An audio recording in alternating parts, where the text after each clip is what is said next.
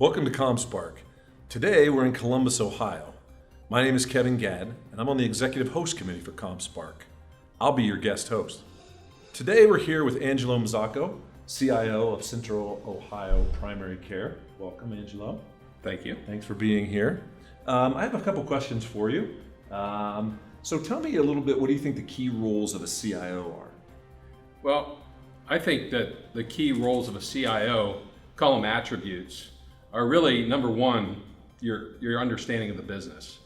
It's very important that the CIO plays the role of the interface between the business and technology. So that's key first and foremost, because the rest of the business is really looking to you to try to understand what it is the technology team is proposing, is suggesting, and also how they're going to implement it.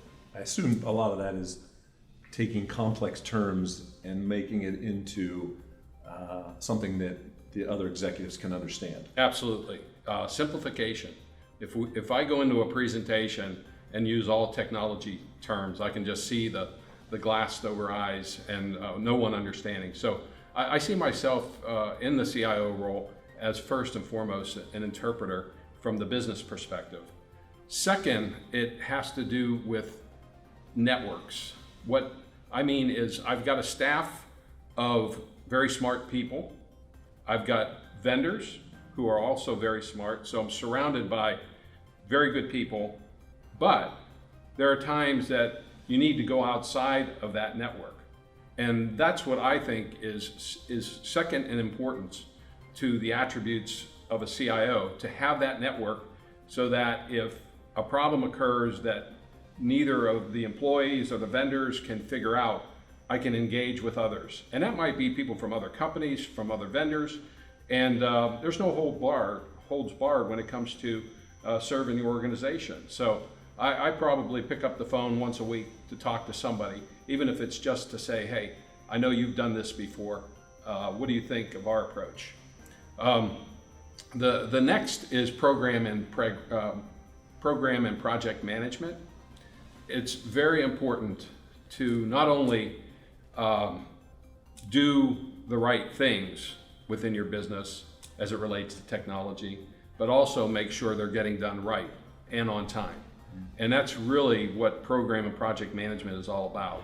You know, implement a beautiful technology for your business, but do it, a month late, and you quickly see how important program and project management or is. budgets.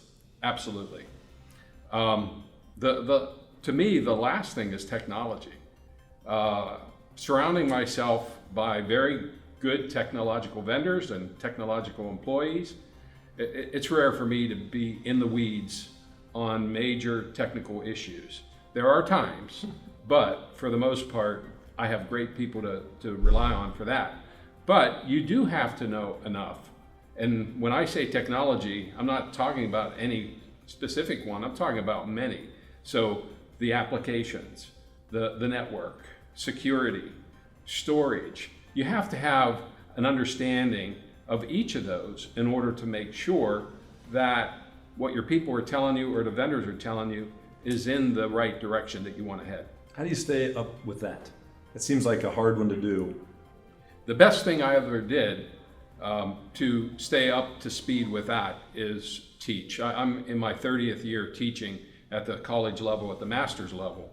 And so it's a great idea. That was the way that I thought I would enjoy keeping myself up to speed, because I don't like going to, week-long conferences. I don't like going through numerous certifications, which I've had to do some of that. But for the most part, if I need to prepare for a class, I am going to learn so much about the terms, the technology, the people that I have to work with in order to get that point across. It's a great idea. I don't think I've ever met anyone else, in your role that was doing that. I think that's a really unique way to do it, that's for sure. Well, thank you. I've been teaching 30 years and I like to brag about it, and that's how I do it. Well, congratulations. So tell me, on the executive team, the CIOs on the executive team, how do you feel that they function best? How do you function best when you're in that environment at at an event far away or around the boardroom table, what's the best way for you to function in that environment? The first time I was a CIO was in 1997. Yeah, I am that old. So at that time, I did not report directly to the president or the CEO. I reported to the CFO. That was not unusual back then. Yeah, I remember. I enjoyed it, actually, those couple of years reporting to the CFO, because in some ways he mentored me. We worked hand in hand together. And if I didn't have that intro, sometimes the CFO feels you're infringing on their turf simply because technology spends so much money. Mm-hmm. Since that one time, every role that I've been in as a CIO, I've reported directly to the CEO. I think that's the most important thing about working on the executive team, and that is to be part of that team. Mm-hmm. I think that you're sort of on the outside looking in when you're not reporting directly to the CEO. I think that the key thing I am for that team, and I'll be heading to a board meeting tonight, by the way, is the interpreter. And interpreter when it comes to technology. And guess what? In tonight's meeting, I could tell you already there will be at least 5 difficult projects that are talked about where everybody will turn to me and say, what is this all about? And so I think that's pretty cool. Angelo, so tell me a little bit about the key trends. So you're teaching and you're connecting with a lot of people. You have to see a lot of new trends that are coming in IT. What are the top couple of those? Well, I think the biggest one organizationally that impresses me is how, and let me start with, there was a famous author, technology author named Nicholas Carr. He's still around. He has written a number of different books. He wrote an article that appeared in a Wall Street Journal around 2000 that said, is the CIO going to be relevant in the future? The idea was, once we've had so many decades of the CIO leading the way, at what point will each department know so much about technology that you no longer need a CIO? Interesting. Well, I have written a note to Nicholas because I've met him a couple of times. He's spoken here in Central Ohio at some of the events we've had. And I said, hey, look what's happening now.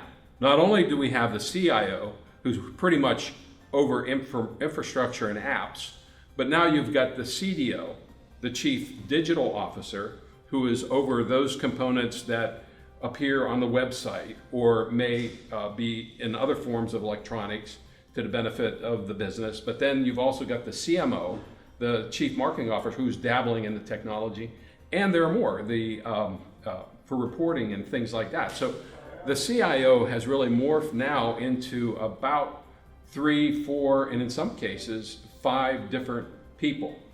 The difficulty with that is who's pulling it all together. So what I hate to see is a CEO who creates an org like that, and next thing you know, he or she's trying to pull all those people together without having a good, solid technology understanding. So I think they're still relying on, in many cases, the CIO to pull it all together. So organizationally, I think that's really neat. And Nicholas Carr, who thought the CIO might go away, hey, we now have 4 or 5 people in those technological roles at the executive level. Of course, security has gotten to be so important. I just hope that we haven't dug ourselves into a hole as a society, because it's sort of like this race going on between the bad guys and the good guys. And unfortunately, there are times when the bad guys get ahead of the good guys, and look at what happens, right? How many times we've heard of our identification being taken, being breached. And we've been lucky in healthcare to be keeping things in check, although we've had our breaches also. Because I think, having someone know how much money I have is one thing, but having them know about my health and everything that's ever occurred to me, I think for some people that could be very detrimental. Well, in storage, you've been in the business as long as I have. You know that in the day, we were always worried about, are we going to run out of storage? Well, today, there is no running out of storage, literally, because it's gotten to be so cheap. It's gotten to be so that we can store so much information in smaller areas because of the technology. So That's another area where I remember worrying that no longer do we have to worry. And there are plenty of other areas. I can go on and on and on, but maybe if there were any specific questions you had. Those are great. Okay. Yeah, I remember when we got our first terabyte storage in 2001, I think it was, and how amazing that was and how far-fetched that was at the time, and now that's nothing. We can go way past that. So the other thing that has been a big change for our industry is how many people we've attracted into the industry. If you think back, and I started, so I'll give my age away, but I started in the 70s. When we tried to hire people, it was so difficult because you just couldn't find qualified people, let alone women or minorities. I mean, look today, we have many more. We need even more, but I'm saying when we were advertising last week for a new IT director, I had 75 people apply the first day. wow. 75. I mean, it was very difficult to get through 75 resumes and go through the whole process as quickly as our HR wanted to. So today we have very smart people. There is not a lack of smart people in our business. We have areas of expertise. When we started, you were a systems programmer and you did everything.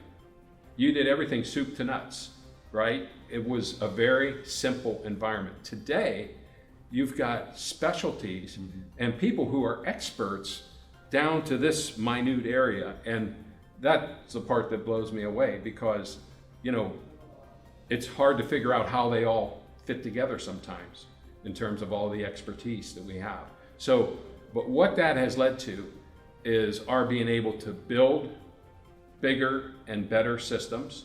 Our methods, like Agile, are completely much better than the old techniques of waterfall. Mm-hmm. And so we're not only building them better, we're building them quicker, and we have more of an excess of experts to help us. So you must really love your job. Yes, I do. Thank you, Kevin. Thanks for coming in, Angelo. I really bet. appreciate it. For more information, please visit ComSpark.tech. Thank you.